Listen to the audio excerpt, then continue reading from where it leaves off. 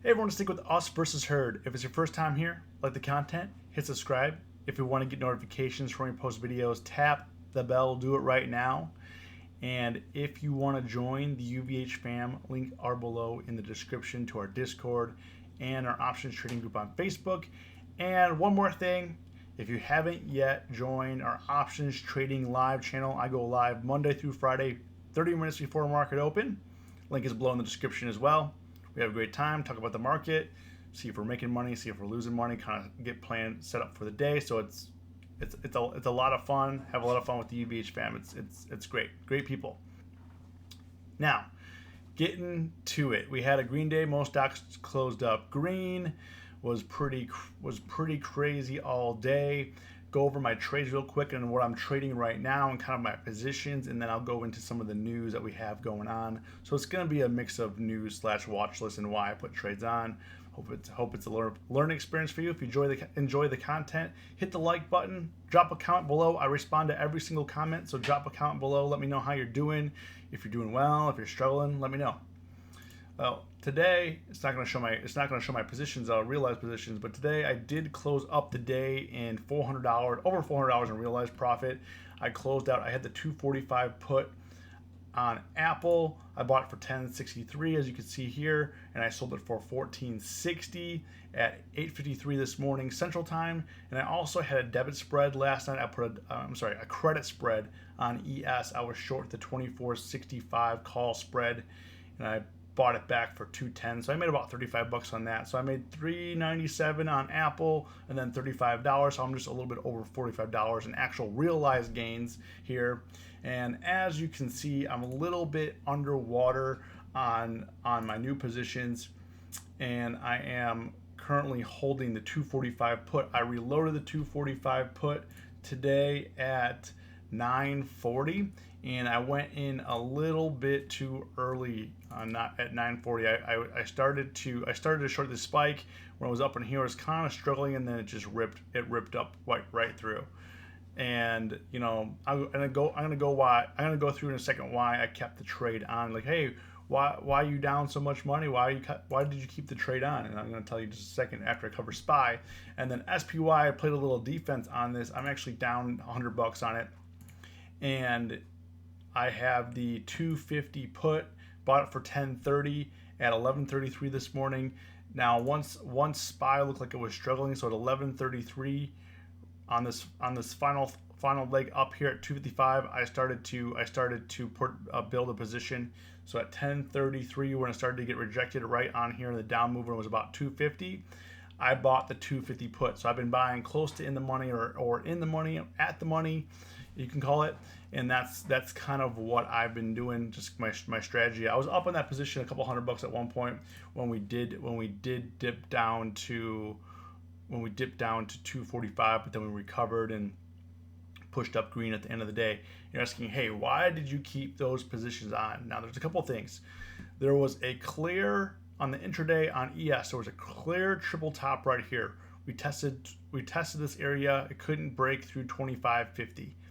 It was clear. So that is why I kept it. And you see here, if I zoom in here, we had this at close. We had the final push, and as soon as they closed the market, they dropped it to 24.80. You see how that works right there?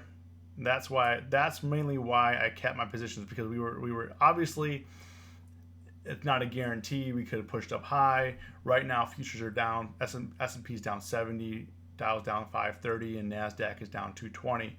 And so that's why I kept it. The other reason why I kept it, if you look at Apple,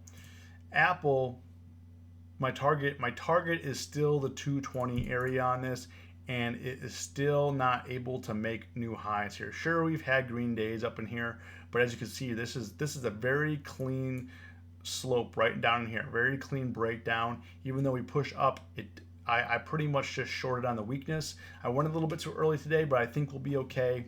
You want to be careful not to get too sloppy with your trades. It's very easy to get sloppy in this market. So that is that is the main reason why I kept the trade on. And I also had till Friday expiration. If you look at SPY as well, you're like, hey, you're down SPY too. Not as bad, only $100. I timed that one a little bit better, And the reason for that is pretty much the same thing. My target, let me zoom out here. We have to have multi-year charts now because of the pricing is so screwed up. My target is still this 233, 235 area. We close at 252, and the same thing, the downward trend is intact. You can see the highs being pushed up, not breaking through. And the big risk that you could have is we come back down, and let's say today was green, and then tomorrow test 270, then we test 290. But I'm thinking any news that's going to come out right now is not going to be good news. And we had another coronavirus task force update, and I'll bring that over here real quick. So right now my target is still around 230, 235 on SPY. That's what I'm trading tomorrow. So Apple and SPY is what I'm trading tomorrow. Look at Tesla in a second as well. But they're pushing through a $1 trillion package, stimulus package right now. They're looking for $500 billion in direct payments or tax cuts, $200 billion in small business assistance, and another $50 to $100 billion in airline and industry relief. The reason why they're getting nervous is because unemployment is about to skyrocket. As you can see here, senators are concerned that unemployment could reach 20%. I personally believe we're going to potentially see some of the highest unemployment we have had in our lifetime. But that's my personal opinion, of course, not investing advice. But it's really too early to tell, and this is why they're rushing everything. They're rushing to get people money. And what do they say down here? They said Americans need cash now, and I mean now in the next 2 weeks. I think that they're pretty nervous. I think that there's going to be some tightening. They want to get people cash to make them feel at ease, kind of relax a little bit. They don't want to shut down the markets. They don't want to cause a bank run, and they're trying to, on the economic side, ease people's burden financially a little bit, get a little stress off, so they're not thinking about that, and know that the government is helping them. Whether this is an American thing to do or not an American thing to do, this is what is currently happening right now. So that is their concern. I mean, the coronavirus, I mean, it's serious, but due to what's happening, people can't work, and right now a bunch of people are just sitting around the house with nothing to do, especially if you're in retail or you're in food, restaurants. I mean, you're getting destroyed. I mean, it's awful. It's terrible. Can't even go out to eat at a restaurant. They close them down. They close down bars. So I'm not saying you should go and do that, but never in my lifetime. I never thought that I would see this. I never thought that it's bad when the government wants to give you money, and we've just started this process. So I'm a little bit concerned of what is happening. Actually, not a little bit, a lot concerned, as you can tell from my video on Sunday night. That video was so, I want to say, one of my most stressful videos that I've ever made, probably the most stressful video that I've ever made, and it was pretty depressing. And I took yesterday off just to kind of recoup because it was so heavy, and I did have some thoughts since then. And mainly what I wanted to say was, if we make it through this, through our health issues and all this, if we make it through this alive, and I'm being very serious here, if we make it through this alive, there's going to be light at the end of the tunnel.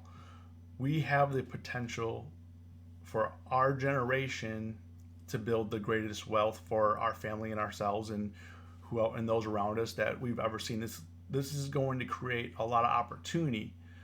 However, we need to get through this together. We need to get through this. If we can make it through it, then we will succeed in the end. We will overcome, and we will be more prosperous than ever before. I truly believe that. More millionaires were made in the Great Depression and during the recession than any period in time, and here we are. I don't know if we're having a depression. We're definitely having a recession. I don't know if that means we're going into a depression. They're trying to prevent that now. We're already in a recession. Here we are. So that is the major thing. Other thing that's going on is Tesla. Tesla is not permitted to operate. They're being labeled as non-essential, as you can see here. as a non-essential business. It appears Elon Musk's electric vehicle and solar energy business will not be permitted to keep manufacturing and delivering new cars from its main U.S. car plant for the duration of the order, and contradicts what Tesla CEO Musk and North American HR leader Valerie Workman told employees.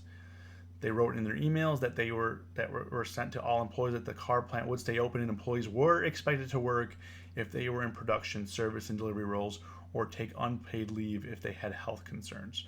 Which is kind of, I want to say in this day and age, a little bit insensitive, but Elon does think it's a hoax and all that, so who knows?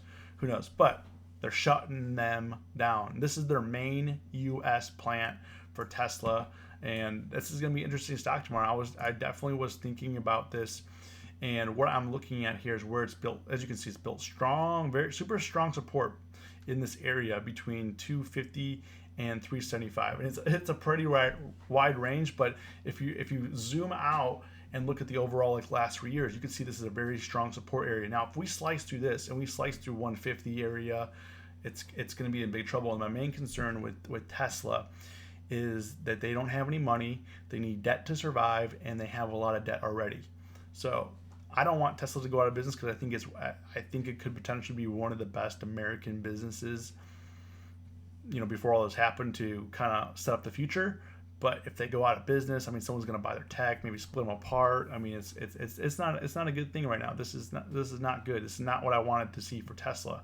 I do not like shorting Tesla. I do not like that. But it's at 430 now.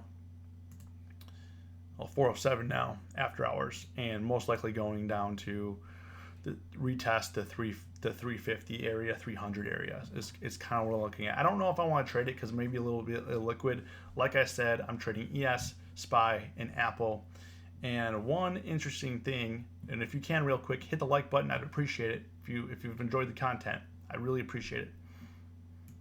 One thing that I did notice, I've never ever seen this before on Tastyworks. SPY is listed as hard to borrow. I've never seen a primary ETF or instrument such as this listed as hard to borrow. And if you don't know what hard to borrow is, pull up a little Investopedia real quick. Hold on. Got a lot going on. Investopedia.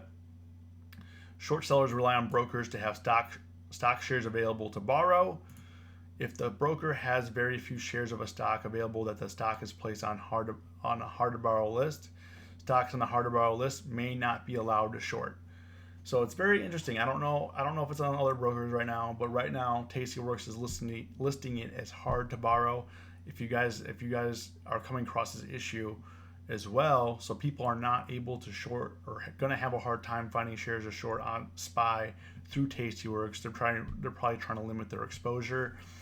Let me know if other brokers are doing the same. I haven't had the time to check. Also,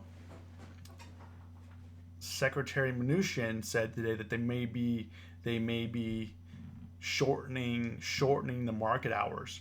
And the CME responded saying, "We were quite surprised to hear Secretary Mnuchin say he is coordinating with the New York Stock Exchange on possible shortened trading hours, even though he has not reached out to all cash, equity, and future markets, including CME Group and NASDAQ.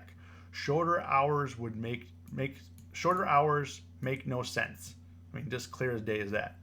Financial markets are critical to managing risk and ensuring the resilience of the U.S. and global economies. Therefore, they must remain open, especially during this unprecedented crisis when news, information, and events are changing at such a rapid pace. Markets are global, so shortening U.S. hours would not decrease volatility. Rather, it would actually increase as investors turn to other venues outside the U.S. when developments occur. They're talking here about adjusting the circuit breaker to include 7% and 13% downside limits rather than 7, 13, and 20. This would help ensure that markets do not fall as far and as fast as they do today by halting trading sooner amid an escalating decline. Also, one interesting thing here, the second bullet point right here, ETFs, exchange traded funds, must be required to follow the same guidelines as other markets and abide by these same circuit breaker rules. And this is where it gets interesting. Many ETFs are highly illiquid. Many ETFs are highly illiquid and are able to trade without being subject to the same standards as equity, futures, and cash markets. Bringing ETFs in line with all the other markets will reduce price gaps and often soften market spikes at the beginning of each trading day. So be mindful. Be mindful. That's why I'm only trading SPY, Apple, and ES. But keep in mind, ETFs. There's ETFs out there that are highly liquid. We may do some more research on this and see what's going on. But that's what I've been telling you. Careful. Every day I tell you, be careful, be careful, be careful of liquidity. We're going to have some problems here. We're going to have some big problems. So, I mean, these videos are not as fun as they used to be. They are definitely not as fun. The one last thing that I'm going to leave you with is tomorrow we're going to get some housing starts, building permits, and the Fed is going to have their post-meeting conference. So be mindful. Just be mindful. Things are about to get turned. So if you guys watch this video to the end, comment watch to the end, leave me a comment. Like I said before, hit the like button. Stay safe. Stay green. It's us versus herd.